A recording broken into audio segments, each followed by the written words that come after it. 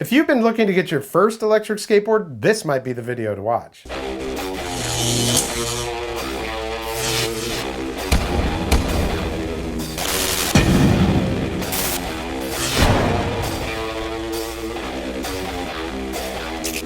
Welcome back, I'm Tony, and today we're going to be taking a look at what I call an entry-level board, or just something that you can have as a secondary board, a backup in case one of yours goes down. This is from a lesser-known company, and I have absolutely no problem testing and reviewing something from a lesser-known company because, let's face it, some of the bigger names like Meepo and Backfire and all of those guys at one time, they were lesser known companies. Not only that, there's always somebody that's out looking at one of these boards online, and this is a great way for you to see it in real life and use my feedback for your decision. The company's called Isinwheel, the board is called the V8, and to me, this is a really great starter board. Under 500 bucks. And it's on sale right now for a Father's Day sale. You might even get it before Father's Day if you order it today or tomorrow. Ships from the US, and they have really good service. I actually reviewed one of their scooters because they also make electric scooters a couple weeks ago, so if you want to see that, that's popping up right here. So first, let's look at some specs. I'm going to do a lightning unboxing so you can see everything that's inside of the box. We'll go for a ride and I'll tell you all about it. So this is a hub motor board. It has two 600-watt hub motors. Hub motors will limit the choices of wheels that you can put on this board, and they tend to be a little bit rougher ride, but this board has these nice urban terrain cloud wheel type wheels. The battery on this is a swappable battery, so that's great. It's 37 volt, 5 amp hours, and they're saying that it has 12 miles of max range. But with that extra battery, you can have 1 or 2 extra batteries, put it in your backpack, swap it out on the road. But for most people, as a beginner, 12 miles is a long way. I don't know if you ever tried to kick push that, but riding one of these things, 12 miles can still put some fatigue on you if you're not used to it. They have a 2-hour charge time on this. Oh, and on all these boards, when they quote the range, it's usually with the rider 165 pounds and not on any kind of stressful riding situation. So you're gonna get a little bit less. At 195 pounds, I'm getting maybe around 7 or 8 miles, maybe 9 max, which brings me to this 330 pound max load. I'm calling no way on that because at 195 pounds, I did experience going up the hills, starts to sag, you know, just starts to kind of at the top of the hill. But then again, I wasn't riding in mode 4 or anything like that. But even a lot of the big carbon fiber boards and stuff don't say 330 pounds. Maybe I'm saying 225, 230 max. Yeah, okay, I can say that. And it's also an all maple deck. There's no bamboo that's mixed in there or any kind of other materials. So that's another reason why I'm saying no way at 330 pounds. You'll get some flex on this board though. The more you weigh, the more flex you'll get. Now this board has a great remote. Most of the time when you're talking entry level boards or lower cost boards, they just go with the remote with no screen on it. It's just got a little switch on the side, low, medium, high, you know, that type of thing. LEDs on there to give you your levels. No, this has a full on display. Looks like, if you've seen a Meepo remote, this thing works basically the exact same way. 4 levels for brake, 4 levels for power, and this has built-in underlighting, which you can use the remote to turn that on and off. That lighting, by the way, is not super bright in the daytime, but at night looks great. The board is only 24 pounds, so it's super lightweight and easy to carry. And the length of the board is 39 inches, which isn't the longest board. It's also not the shortest board. I like my boards just a little bit more, I don't know, a little bit longer, a little bit wider. But again, as a backup or as an entry-level board, because look, when you're buying these things, if you don't want to drop $2,000 on a board only to find out that, oh, I don't actually like this, it terrifies me, or whatever the deal is, and it just sits there, that's not good. But under 500 bucks is a lot more doable. Also, you know, a lot of people might be thinking about buying these for their kids, and you know how kids are, they can be fickle. All right, let's do that lightning unboxing. We'll give it a ride and talk about it, and then we'll come back and finish all this up.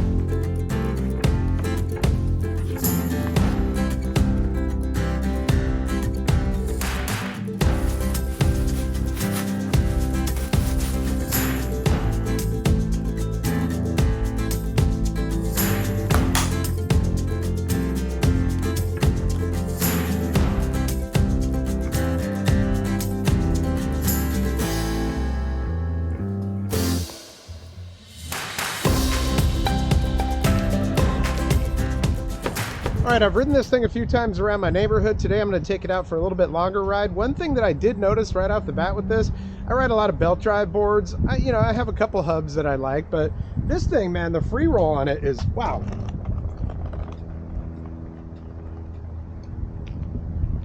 Yeah, the free roll on that is really nice. Also, when you'd kick it like that before turning the board on, you can either turn it on by the button on the bottom, or when I just did that, it turned it on. So I'm gonna turn on my remote and automatically connected, so we're good to go. So I gotta say, I really like the remote on this. It's, you know, it's a very good remote. I like the hole for your finger there. Gives you something else to hold on to.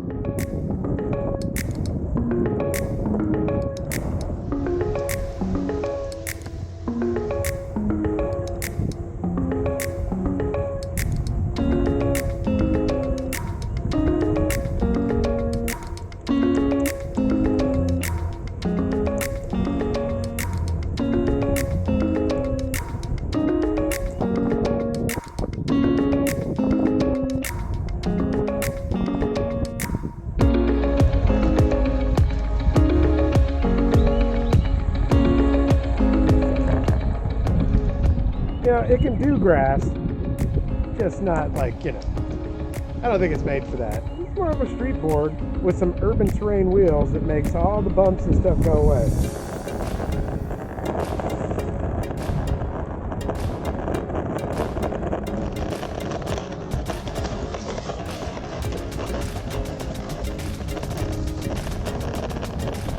All right, while I'm on this nice smooth surface, I'm not using the remote at all. I'm just gonna do push kick. We'll see how well this thing does. Well, I mean, it's not like a regular skateboard with push kicking, but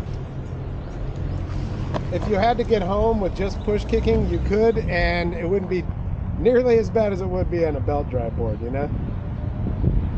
And that is on smooth concrete too. All right, since we did that test, let's just do a free roll. I'm gonna get this thing going. I'm in, what, speed 3 right now.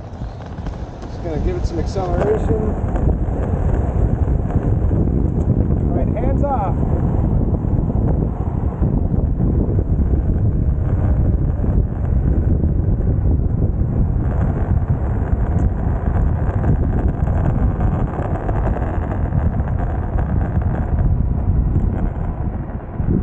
Not too bad for free roll. Sometimes you need that, you know. Now I will say that the concave on this feels actually really good on the feet. My feet are locked in very good, and it's not like it really has a drop down, but maybe like a little bit of a dish right there in the front and the back, so I can feel with my feet without looking where I want my feet to be.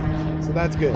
So there we go. Like I said, as an entry-level board that doesn't cost $2,000 for you to find out, oh, I don't actually like this sport or whatever, it's a pretty darn good value. And I know this company because I've also got one of their scooters and I like that. They're very responsive when you talk to customer service, so that's great. They ship from the US, so you don't have to wait 5 weeks for these things to get there. And I believe they have customer support right here in the US, so you don't have to deal with that 13-hour difference and all that kind of stuff with China when you got to deal with customer service. Swappable battery, yeah, I wish more boards would do that. It's got the underlighting. Again, those wheels, I don't know if I mentioned that again, which handled rocks and sand and grass just fine. Reverse kingpin trucks, those are very stable, and these seem like they're pretty solid. All in all, I'd say the V8 from isinwheel might be a great choice for somebody who is just getting into it as an entry-level board, or as something for one of your kids, or maybe even just a secondary or third board in your quiver so you know you've always got something that's working, right? I'll put a link down in the description. I can't remember if I have a coupon code or not. If I do, I'll include that down there. But yeah, this board rides pretty great for the price, especially with that nice remote and all the other stuff that I've told you about. I want to thank you so much for your support here in the channel. It's been around since 2013 doing various things, but over the last couple of years,